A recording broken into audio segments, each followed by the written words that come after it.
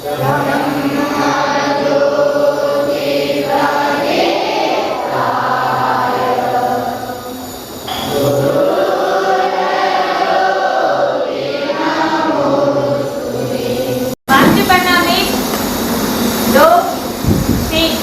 नाते हम सब लोग का मार्गदर्शन करते हैं।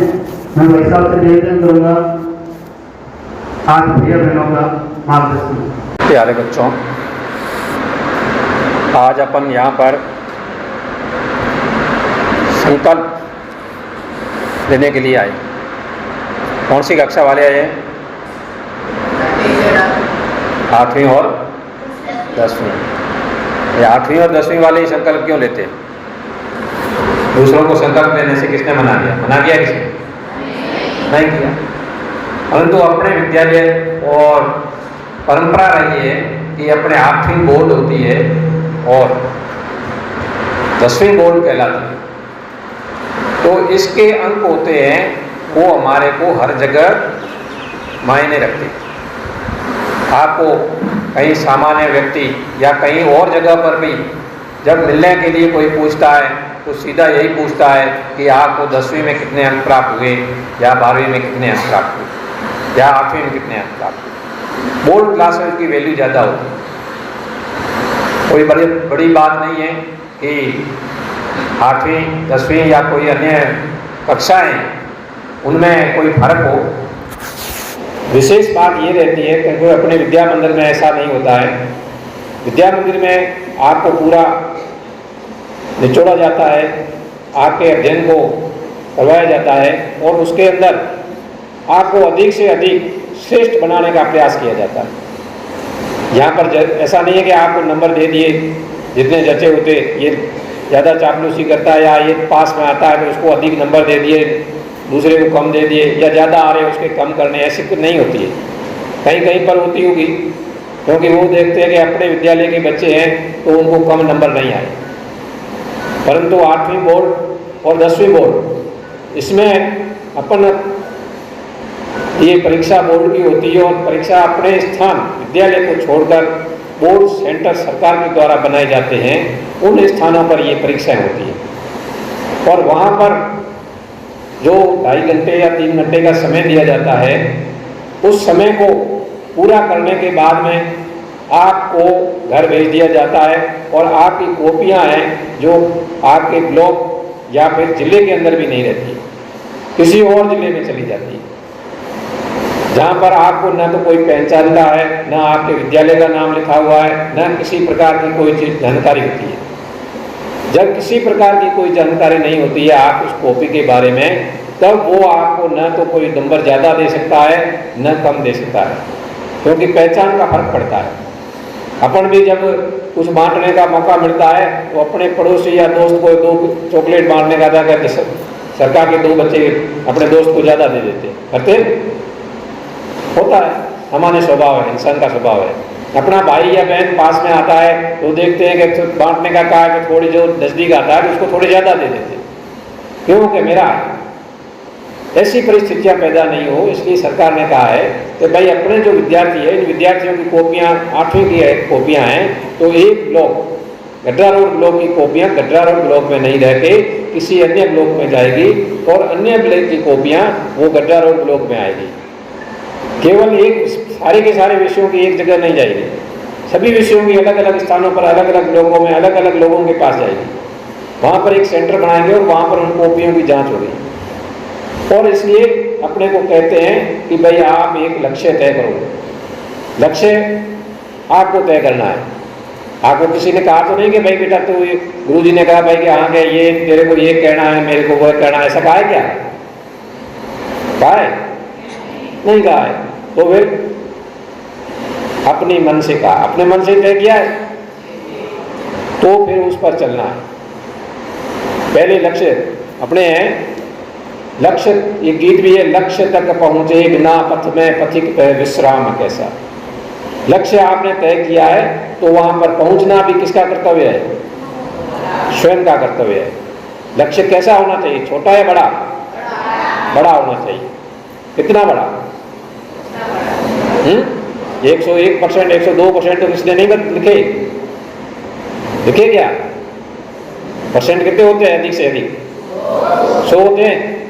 हाँ, तो 100%, यानी मैं 100 में से 100 अंक लाऊंगा, ऐसा है। हर एक को अपनी योग्यता पता है ना। अपनी कक्षा के अंदर अपन देखते हैं कि जो बच्चा पहले 100 में से 100 लाता था, हर परीक्षा में 95, 99, 100, 95, 99, 100 इतने ही नंबर लाता है। और कुछ बच्चे होते हैं वो 60, 65, 70 तक लाते हैं, तो वो 65, 70, 80 तक लाते हैं, वो वहीं पर रहते हैं। ऐसा नहीं है कि वो मेहनत नहीं करते हैं, परंतु वो उस तक पहुंचने का थोड़ी सी कमी लेते हैं। बोर्ड की परीक्षा है, आपके अध्यापक उनको भी चिंता रहती है, क्योंकि उनको भी ये पता है कि ये जो रिजल्ट आएगा वो रिजल्ट केवल बच्चों का नहीं होगा, उनके अध्यापकों का होगा, केवल उन अध्यापकों का भी नहीं होगा, इस विद्यालय परिसर का होगा। और केवल इस विद्यालय परिसर का नहीं, आप अगर जिले में लोक में प्रथम स्थान आओगे तो पूरे जिले का और लोक का नाम भी रोशन करोगे। आप देख रहे होंगे कि ये बाहर आपके बोर्ड लगे हुए दिख रहे हैं, वो बोर्ड आपको उन्होंने पैसे दे के नहीं लगवाए क्या? उन बच्चों ने पैसे थोड़ी दिए, फीस सभी ने दिए, परंतु जिन बच्चों ने मेहनत की है उन बच्चों को सभी के उन बोर्डों के ऊपर नाम आए।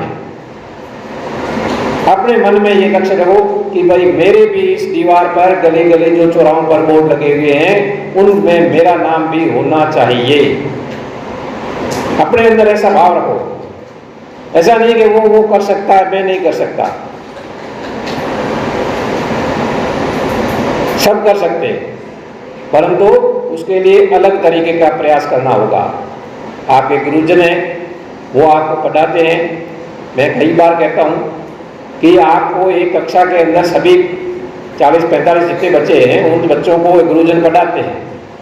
पढ़ाने के बाद में ऐसा नहीं है एक विद्यार्थी है जो 90-95-99% तक नंबर लाता है, एक विद्यार्थी है वो उसी कक्षा का फेल भी हो जाता है। गुरुजन ने उसको 99% वाले को क्या कान में पढ़ाएगा? नहीं पढ़ाएगा, तो फिर क्यों वो इतने नंबर लाया? सबसे बड़ी चीज है टाइम मैनेजमेंट, समय विभाजन। हम समय विभाजन सही से नहीं कर पाते। देखते सब जगह है, आपके विद्यालय आने का समय तय है कि नहीं? घंटी बजने का समय तय है कि इतने बजे घंटी बजनी है, इतने बजे पीरियड बदलना है, इतने बजे क्लास परिवर्तन होना है, इतने बजे छुट्टी होनी है, तय है या नहीं? बिल्कुल तय है। बाजार में आप जाओगे, किसी बस का टाइम टेबल है, वो तय है या नहीं है? वो जोधपुर या दिल्ली जयपुर से बस रवाना हो गई, उसको गड्ढा रोड में पहुंचने के लिए समय फिक्स है, तो वो लगभग वहां से रवाना होने के बाद में यहाँ उतने बजे तक पहुंच ही जाती है या नहीं? तो फिर कहाँ अपन सब देखते हैं कि सब जगह टाइम टेबल बना हुआ, हर जगह टाइम टेबल बना, हर जगह उस 24 घंटे को उन लोगों ने अपने अपने हिसाब से बांट रखा है, पर देख के भी हम चुप रहते, कारण समझते नहीं है। अपने यहाँ पर देसी भाषा में कहा जाता है कि बढ़िया पर गुणिया को। पढ़ना अलग बात है, कई आपने देखे होंगे 90-90, 95-95% तक नंबर लेके आ जाते हैं, और उनके घर में उनका व्यवहार देखते हैं, बहुत अच्छा नहीं है, कोई अच्छा नहीं है। बड़ों के साथ सम्मान से बात नहीं करते हैं, छोटों के साथ प्यार से बात नहीं करते हैं, तो वो प्रतिशत आपके कोई काम की नहीं है। शिक्षा के साथ में संस्कार भी जरूरी है। विद्या भारती अपने लिए जो यहाँ काम कर रही है, विद्या भारती संस्थान अपना पूरा भारत में काम कर रहा है, उसकी पेठ इसीलिए है कि ये शिक्षा के साथ में संस्कार देती है। संस्कार भी होने चाहिए, अच्छे प्रतिशत और संस्कार। मैं यहाँ व्यवस्थापक के नाते इस विद्यालय से जुड़ा हुआ हूँ, और जब आगे जाते हैं जो बैठकें होती है, उन बैठकों के अंदर बात चर्चाएं होती है कि भाई ये विद्या मंदिर है, इसको अंग्रेजी माध्यम का क्यों नहीं बनाते आप?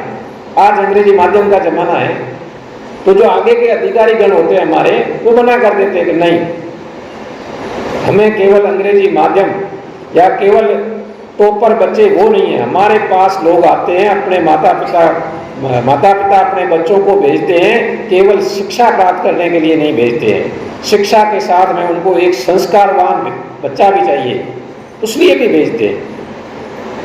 आप देखते होंगे कि यहाँ पर ये पूजा पाठ और भोजन मंत्र वगैरह ऐसे प्रकार की विभिन्न प्रकार की गतिविधियां आपको करवाई जाती है। उन गतिविधियों का मतलब क्या है? मैंने देखे कई बच्चे यहाँ से आए, घर गए, घर के बाद में क्या हुआ कोई पता नहीं। बड़े हुए 10वीं 11वीं 12वीं के चले गए, या फिर यहाँ पर विद्या आपके यहाँ पर भोजन मंत्र होता है ना, होता है। और वो भोजन मंत्र जब घर पे पूछते हैं कि भाई ये भैया पर भोजन मंत्र वगैरह बोलता है, तो अगर नहीं, क्यों नहीं बोलता है? तो जरूरत नहीं है। तो विद्यालय में कहाँ जरूरत थी? तो वहां पर बुलवाते हैं, तो मत बोला करो, भाई क्यों बुलवाते हैं? नहीं, पीटते तो कोई नहीं है, परंतु पास वाला बोलता है इसलिए मेरे को बोलना पड़ता है। अगर इस विचार से आप पढ़ोगे या इस विचार से आप करोगे तो कुछ नहीं होगा। ये जो संकल्प आप ये रखो कि मैं जो यहाँ पर शिक्षा प्राप्त कर रहा हूँ, जो चीजें यहाँ सीख रहा हूँ, वो मैं अपने जीवन में भी अपनाऊंगा। इन बात पर गौर करोगे तो अपन सक्सेस है, सफल है। नहीं तो केवल शिक्षा अपन ले लिए, अच्छे प्रतिशत बना लिए, कोई फर्क नहीं पड़ेगा। आपको टारगेट दे दिया, आपने स्वयं ने दिया, किसी ने नहीं दिया। अभी आप लोगों ने कहा कि मेरे को जो प्रतिशत बनाने हैं मैंने खुद ने तय किया है, और आपको ये भी गीत बता दिया कि लक्ष्य तक पहुंचे बिना पथ में पथिक विश्राम के साथ। लक्ष्य आपने तय किया और वहां तक पहुंचना आपका लक्ष्य है। छोटे छोटे लक्ष्य तय करो। लक्ष्य समझते हो? अंग्रेजी में क्या कहते हैं उसको? टारगेट। तो वो टारगेट तय करो। और जो अपने मोटिवेशनल भाषा वीडियो देखते हो, सभी के घर में मोबाइल होंगे, उसके अंदर मोटिवेशनल प्रोग्राम देखते हैं।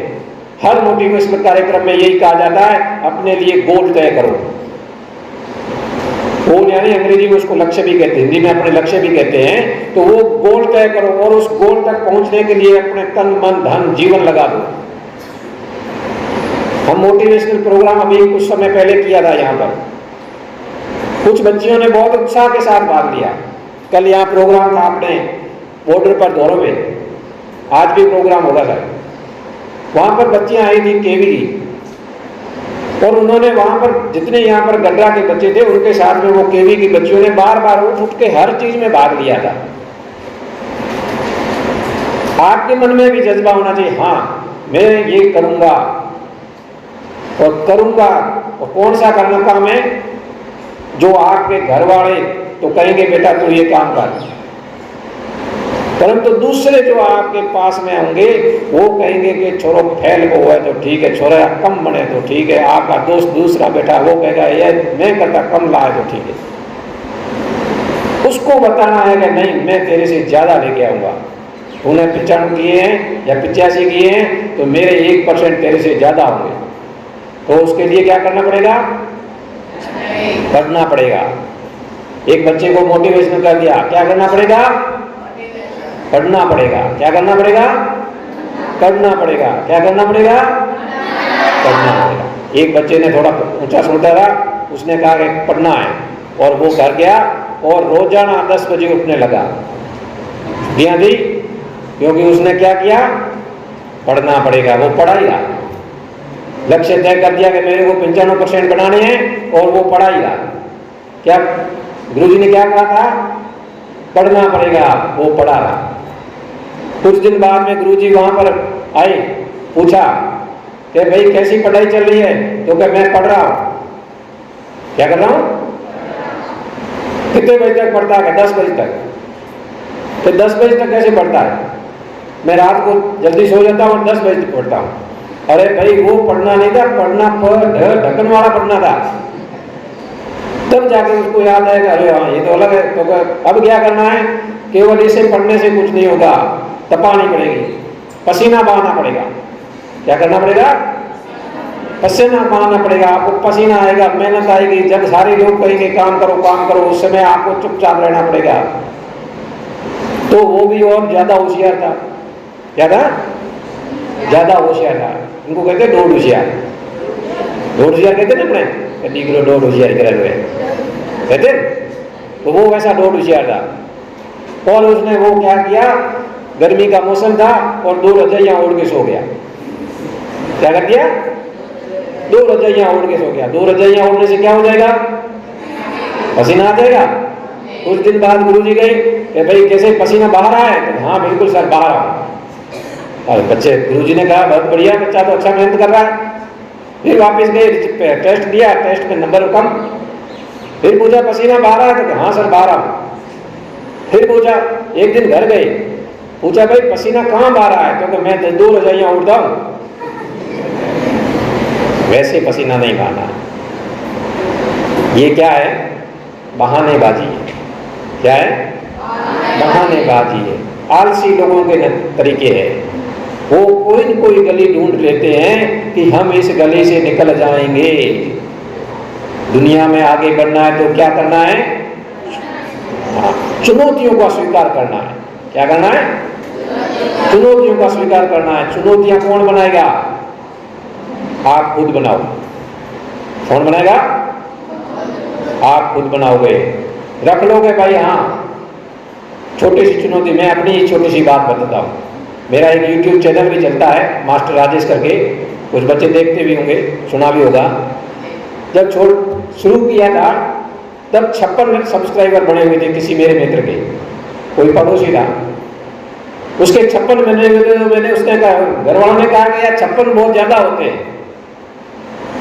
लक्ष्य लगा के 56 बढ़ेंगे। और बना, धीरे धीरे धीरे धीरे कुछ दिनों में 56 के 100 बढ़ गए। फिर लक्ष्य लगा के 500 बढ़ेंगे, 500 बढ़ेंगे, 500 बढ़ गए। फिर लगा के 2000 बढ़ेंगे, फिर 2000 बन गए। फिर लगा के 3000 बढ़ेंगे, 3000 बन गए। अब रखा है कि 5000 बढ़ाएंगे। कैसे बढ़ाएंगे? 100 के बढ़ाएंगे। 100 के बढ़ाएंगे, काम करके बनाना, मेहनत करनी पड़ेगी। मैं जब बनाता था, दोस्तों के साथ मिलता था, तो वो लोग कहते थे, हंसते थे कि नहीं ये क्या होगा, कुछ नहीं होगा। आज लोग पूछते हैं कि आपने इतने कैसे बन गए? आज जो आप यहाँ पर खड़े हो, तो आप यहाँ पर जो कल जो पोस्टर लगे हुए आप बाहर देख रहे हो, वहां पर आपके फोटो होने चाहिए। ऐसा मन में तय कर लो। और उसके लिए क्या करेंगे? मेहनत करेंगे। मेहनत ऐसी जो जरा हटके। मैं हर बार यही कहता हूं, काम ऐसा करना जरा हटके। दूसरों से बेहतर करोगे तभी, अलग काम करोगे तो भी आपको नाम होगा। और उस अलग करने के लिए जरूरी नहीं है कि अपन दूसरा ही करें, गलती करें। हर चीज का 2 पहलू होते हैं। उस 2 पहलुओं में अपने को अच्छे कार्य के लिए काम करना है। अच्छा कौन सा है? आपको पहले अपने टीवी में प्रोग्राम आते थे, रामायण थी, महाभारत थी, अब तो पता नहीं ये इतिहास बहु के किस्से ही आते ज्यादातर, यही चलते रहते हैं। और औरतें और वगैरह या आदमी हैं वो भी यही देखते रहते हैं, और उसमें कोई नहीं। पहले उन महाभारत और रामायण की कहानियों में किस्से आते थे कि एक व्यक्ति, बच्चे होते थे, ध्रुव कुमार था, वो तपस्या करने चला गया था। तपस्या करने जाते, तो उस तपस्या करने जाते थे, तब वो तप करता था। उस तप के बल पर उसको सिद्धियां प्राप्त होती थी, और सिद्धियों के बल पर वो आगे से आगे बढ़ते थे। आज तप कौन कर रहे हैं? आप सभी कर रहे हो। कौन कर रहे हैं? आप सभी कर रहे हो। ये एक तप है। आपकी उम्र के बच्चे कई होटलों में देखे होंगे, घूम रहे होंगे, कोई कहीं और घूम रहे हैं, खेतों में घूम रहे हैं, परंतु आपको एक जगह बैठकर, एक कक्षा के अंदर बैठकर, एक साथ रहकर, और अपने उस किताबों के अंदर जहां पर कुछ नहीं है, किताबों में है कुछ खेलने का नहीं है, परंतु सीखने का है। और उन किताबों के अंदर बढ़ते बढ़ते और उस पर मेहनत करते करते दुनिया आपकी मुट्ठी में आ जाएगी। आती नहीं आएगी? मोबाइल के अंदर दुनिया है कि नहीं है? दुनिया मुट्ठी में करने का मतलब ये है कि आप इस पढ़ाई के बल पर जिला कलेक्टर बन सकते हो, अच्छे से अच्छे पद पर जा सकते हो। जो आज आपको कोई नहीं बोल सकता है, बोलाता है, वो आप किसी अच्छे पद पर पहुंचने के बाद में आपकी जी हजूरी करते हुए पाए जाएंगे। यानी शिक्षा, अपने यहाँ पर भी यही कहते हैं, शिक्षा वो शेरनी का दूध है, जो पिएगा वो दहाड़ेगा। दहाड़ेगा यानी बोलना सीखेगा, समझना सीखेगा, किसी को जवाब देना सीखेगा। अब जवाब देने का क्या होता है, अपने बच्चे जो ज़्यादा समझदार हो जाते हैं, अपने कहते हैं डोड होशियार, वो सबसे पहले अपने माँ बाप को जवाब देने लगते हैं, नहीं तो कुछ नहीं जानती है, तो कुछ नहीं जानते हो। वहां जवाब नहीं देना है, किसके सामने बोलना है और किसके सामने नहीं बोलना है, ये भी आपको पता होना चाहिए। तो पहले जमाने की बात अलग थी। पहले जमाने में क्या होता था कि बच्चों को पढ़ाते ही नहीं थे, केवल शिक्षा, संस्कारवान शिक्षा देना बहुत कम होता था। अब अपने यहाँ पर संस्कारवान शिक्षा आपको मिल रही है, लक्ष्य आपने तय कर लिया है और उस लक्ष्य तक पहुंचना आपका काम है। आपको बार बार गुरुजन मैंने पूछा कि ये लक्ष्य लिखने के बाद में क्या होगा, तो क्या इन बच्चों को हम याद दिलाएंगे, पूछेंगे आपने इसके लिए क्या किया, तो वो आपको ही करना है। जब आप अपने लिए काम करोगे तो दुनिया अपने आप आपको कहेगी, जब आप सफल होंगे तब ये कहेंगे। अपने यहाँ पर एक करनी दान जी करके है, जानते कोई? हाँ, IRS थे, तो उनको लोग कहते हैं कि भाई ये गडरा के हैं और हमारे गांव के हैं। वो किसी को ला के नहीं देते हैं या किसी को कमा के नहीं देते हैं, परंतु अपना गडरा वालों का या बाड़मेर वालों, गडरा वालों का अपना का सम्मान बढ़ता है कि हमारे गडरा रोड में ऐसे ऐसे लोग भी यहाँ पर निकले हैं, तो ऐसे हम भी बनेंगे। तो इस प्रकार अपना लक्ष्य तय कीजिए और आगे से आगे बढ़ने का प्रयास कीजिए। धन्यवाद।